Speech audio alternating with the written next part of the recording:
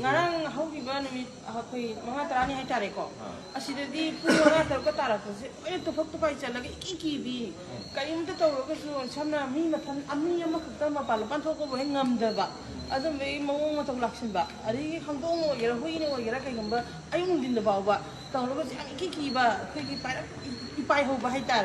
adum mayam ma to ro ga thenare khoi se du na ngasi ti na jingna sumana kunji lakpidana sumana tawbi habja khoyam haraude aduna koina hajinin badi tangda bi ama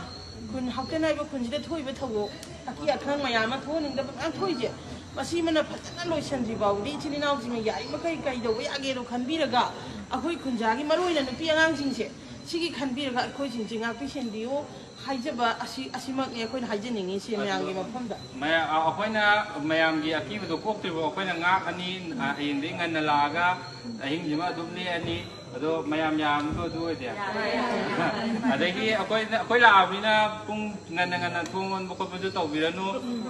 dum thong ha ha nei bigam da dum nei raji ado idi yare ko ya mo ngajani ko ma ya darani digi mai ra thok ko mai thok pi wa ado mai jo thok ji yare thok da yare thong bu ha nei gi live to da le di yare akhoi na dum lei ni yare koi ma ma yare asum sau ba le ba ki aso ba thau do ma thoi